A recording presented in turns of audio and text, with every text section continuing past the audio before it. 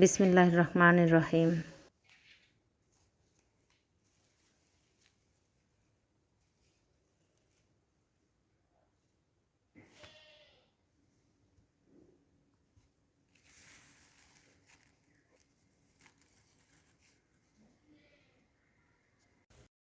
আসসালামু আলাইকুম।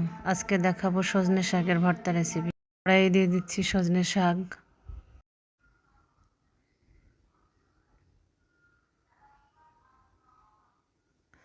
দিয়ে দিচ্ছি কাঁচামরিচ, পেঁয়াজ, আস্ত রসুন দিয়ে দেব,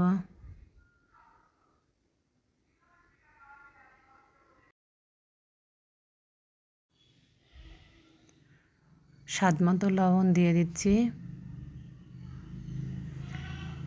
এরপর ভালোভাবে নাড়াচাড়া করে রান্না করে নেব।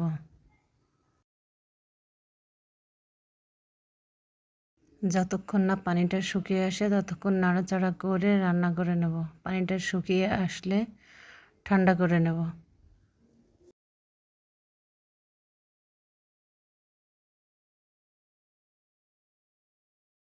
পানিটা শুকিয়ে আসলে চুলাটা বন্ধ করে দেব।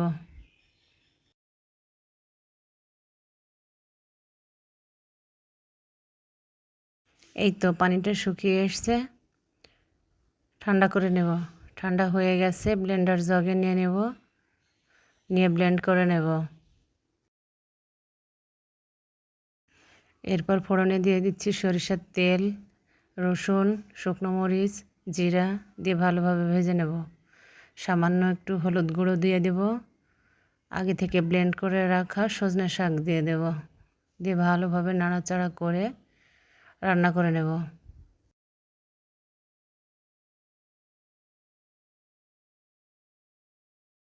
ভালোভাবে নাড়াচাড়া করতে হবে যেন নিচে থেকে লেগে না যায়। অবশ্যই একবার রান্না করে দেখবেন। রান্নাটি যদি ভালো লেগে থাকে অবশ্যই কমেন্ট সেকশনে জানাতে ভুলবেন না।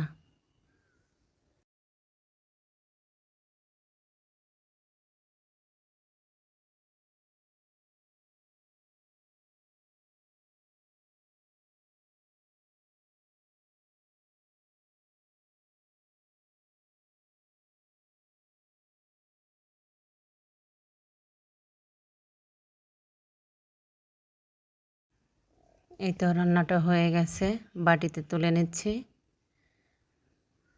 হয়ে গেল আমাদের সজনে শাকের ভর্তা। আল্লাহ হাফেজ। আসসালামু আলাইকুম।